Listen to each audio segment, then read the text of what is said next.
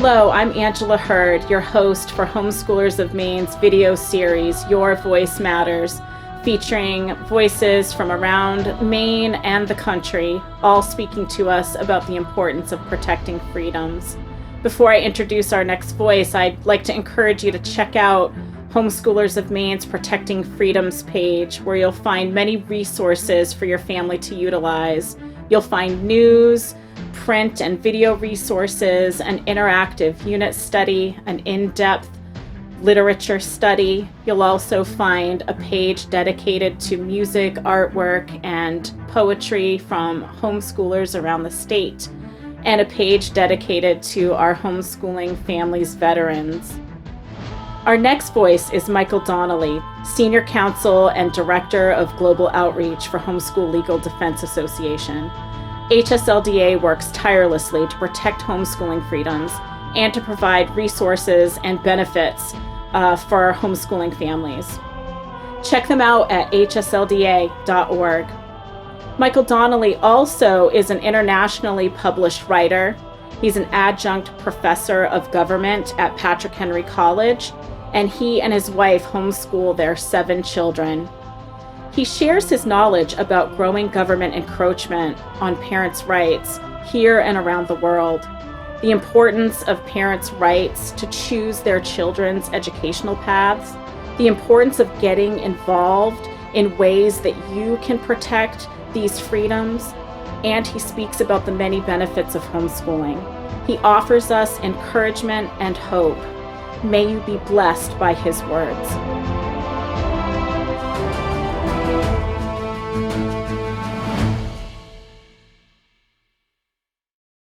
Well, one of my favorite presidents was Ronald Reagan, and he has a pretty famous quote, which I like a lot, where he said, "Freedom is only one generation away from extinction. It is not something that we pass on to our children in the bloodstream, but rather it is handed down, and each generation must defend its freedom to pass on to the next generation." I think this is particularly true in homeschooling. And as we see around us, concerns about loss of freedoms, whether it's civil liberties or different areas where we feel that our freedoms are being restricted and our ability to make our own choices are restricted, we need to remember that freedom is not free. Freedom is purchased with effort, with attention, with organization, with the work of citizens in a country like ours where we live, a republic. A country that is founded on the idea of governing by the consent of the people, meaning that we, the people, are ultimately the governing authority. In that kind of a country, we have a responsibility to work for and preserve our freedom now and for future generations.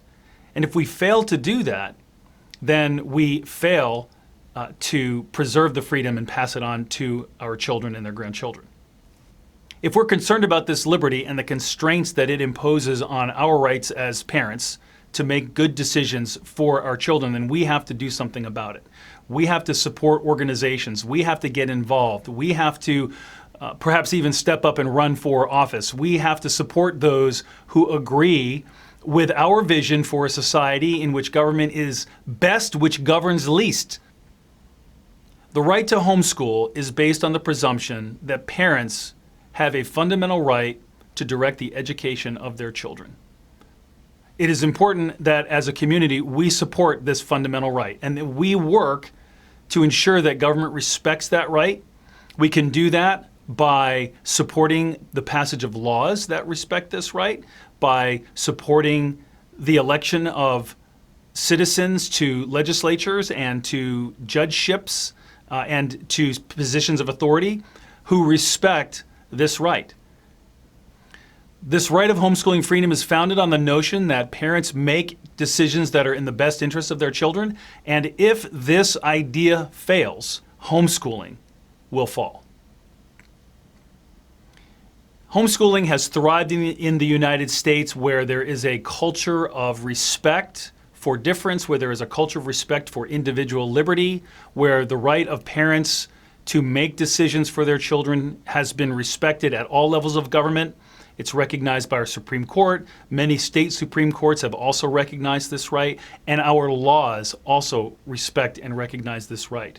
But that is not the case in many other countries, particularly in countries in Europe and in other Western countries, where parents are viewed more with suspicion than with respect.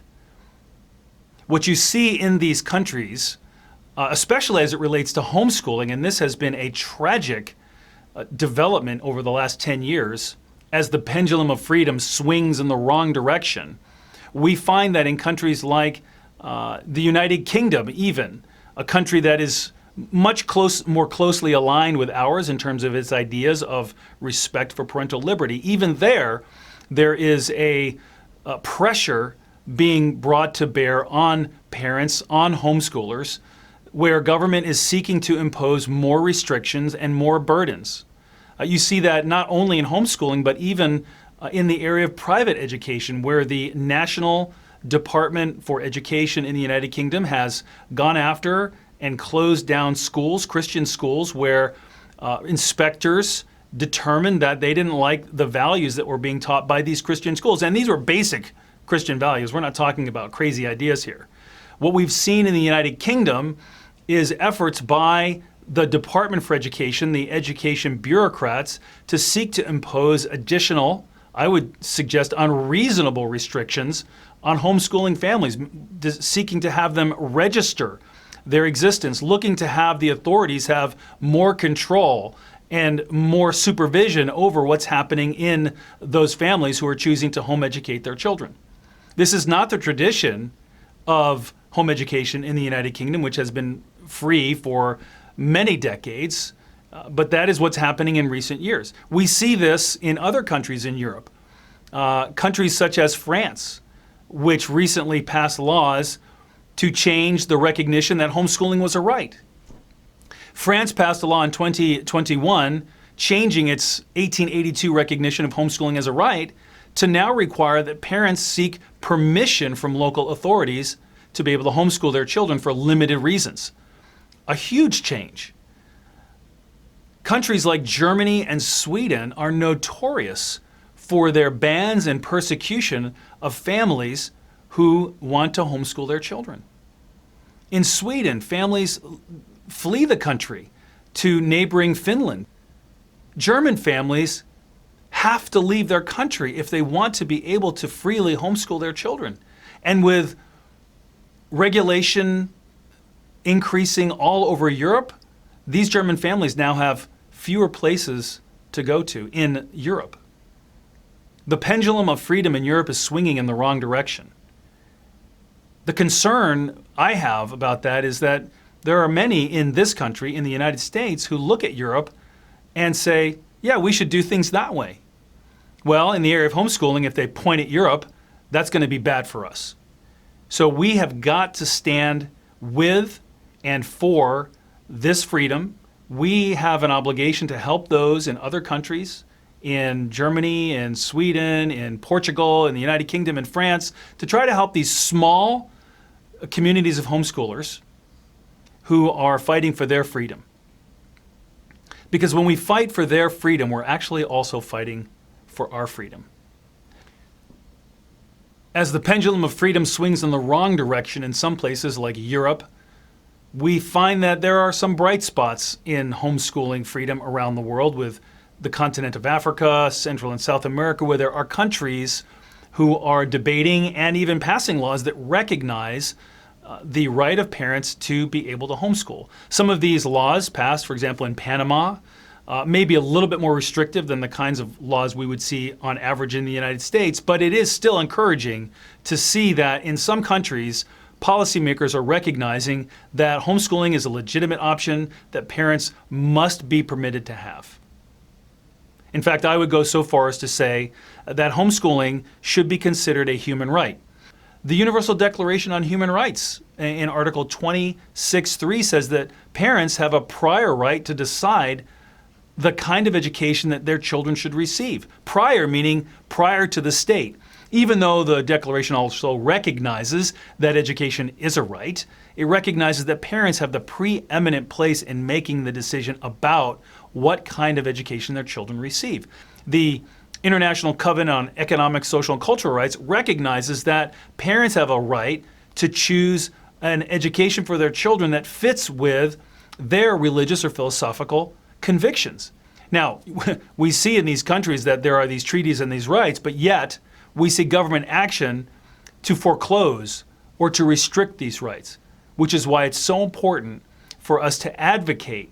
And we can look to these treaties for support and point out to these governments that if they are unreasonably constraining or prohibiting parents from choosing homeschooling or other educational options, that they are actually interfering with the rights of these parents. I'm reminded of the story of Jonas Himmelstrand of Sweden. Jonas is a friend of mine and was one of the founders of an organization that I work with, the Global Home Education Exchange Council, a global network designed to support the growth of homeschooling freedom by helping homeschool organizations in other countries get started and connecting leaders and advocating for good policy. And Jonas and his family were in Sweden homeschooling their children, one of whom had some special learning needs and just wasn't doing well in school. Jonas was faced with court action from the local authorities who refused after a while to give him permission to homeschool. Ultimately, Jonas had to make the choice. He either had to leave Sweden or give up his right to homeschool and do what was best for his children. He had to move his family. You see similar stories like this. In Germany, the Romeike family, who HSLDA represented in an attempt to gain political asylum, were being faced with persecution from authorities who were sending the police to their house to take their children to school, who were threatening more significant action. And in Germany, what that means is taking children away from parents. The Romeike family were not going to give in to that, and so they left everything they had in Germany. Mr. Romeike was a piano teacher. He left his piano. They left their family, their friends, their home to come to the United States. They got on an airplane with only their suitcases and came here not knowing what the future would hold. But families in Europe, like the Himmelstrands, like the Romeikes, face these stark choices, and they should not. Homeschooling is a right. It is a fundamental and natural right. It is a human right that all governments must respect and must acknowledge. And that's something that I work on every day. That's what HSLDA is striving for here and abroad, to protect that freedom. That freedom to homeschool is essential in a free society. Any society that persecutes or denigrates parents in making choices about their children's education is not a free society, cannot be called a free society. Ultimately, the person, the institution that controls children controls the future of society. So when you look at the classrooms of today, you see the courtrooms and the corporations of tomorrow. That's why education decision-making and who gets to decide about education is so important. You know, the way you pass laws in any country that has any kind of democratic system is you influence policymakers. And that's what we see happening. We see homeschool organizations growing. We see homeschool organizations getting started in other countries. And they are beginning the process, in some cases advancing the process, to make their argument that homeschooling should be protected, that parents must be recognized in making these decisions. When we look back at our own history, the history of our country, I like to think about Samuel Adams. And he was quoted as saying, "It doesn't take a majority to prevail, but only a tireless minority willing to set brush fires in the minds of their neighbors." Well, that's what we did as a homeschooling movement here in the United States. We worked tirelessly with individuals, state organizations, homeschool support groups, HSLDA, working together to influence legislators, to pass good laws, to advocate in courts, and to never give up. We all worked together and we never gave up. And that's what my message is to the homeschoolers in other countries and even here in our own country. We cannot give up. We must continue working to preserve freedom and to advance freedom. Because if you're not moving forward, you're falling behind. We always have to be working, because those who oppose our ideas, those who would seek to restrict our decision making and do what's best for our children, they're not stopping. They continue to work all the time. So that means we also have to work.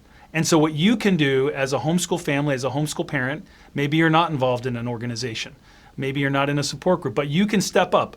Maybe you can step up and exercise leadership and start a support group, or contribute and volunteer on the board of your support group, or get involved in your state organization, or run for office and exercise decision making to preserve and protect the freedom that you believe is so precious, as we do. Together, we can make homeschooling freely available, freely accessible to as many people as possible. In fact, that's our mission at HSLDA, is to make homeschooling possible. We want to make it possible for everyone, everywhere, because we believe in homeschooling. We believe that parents investing in their children, choosing to homeschool their children, is a blessing. It's a blessing for the family.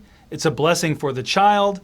It creates strong families. It creates strong communities. And strong communities create strong countries. Homeschooling is good for countries.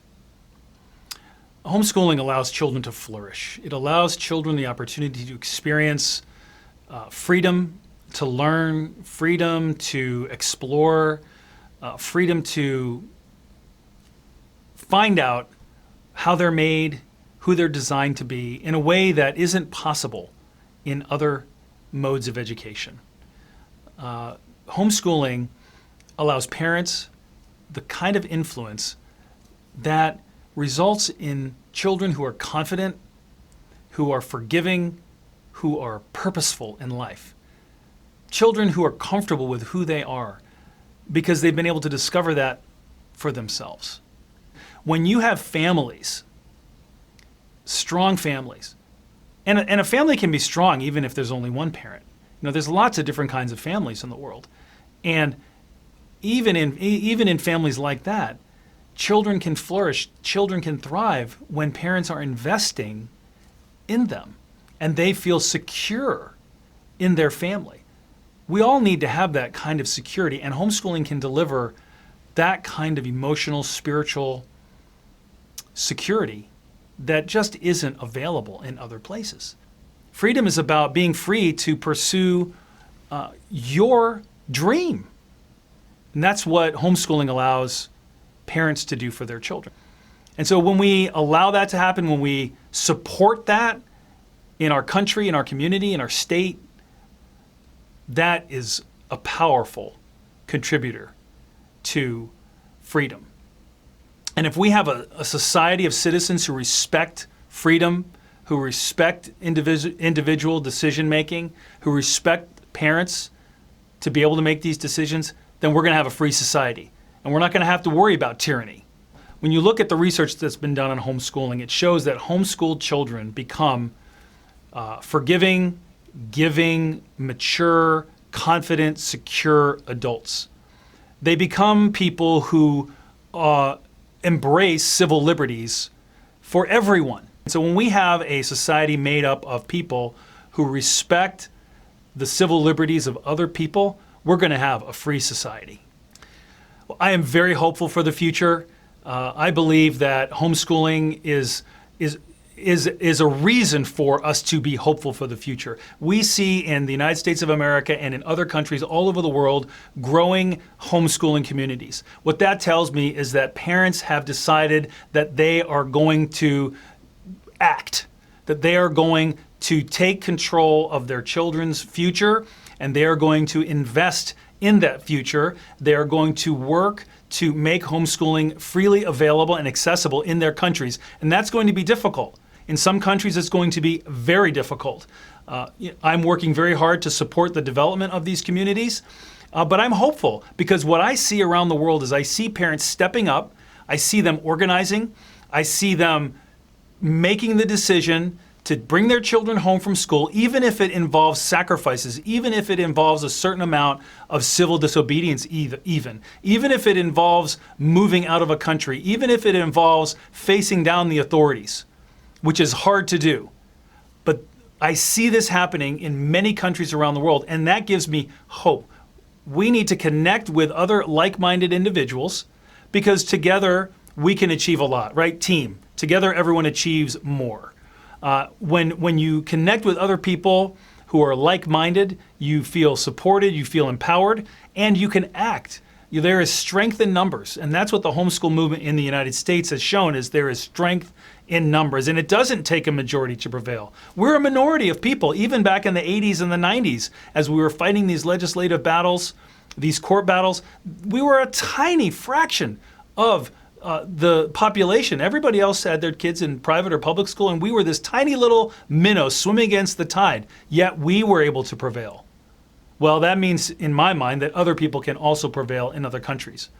And you see the importance of the support group networks. You see the importance of the state organizations who are working hard to provide parents with the information and the resources that they need. And that's what we can do in groups. We can work together to preserve our freedom. So groups serve very important purposes. And you, if you're a group leader, a support group leader, or a state group leader, for a homeschooling organization, thank you. Thank you for what you're doing. What you are doing is important.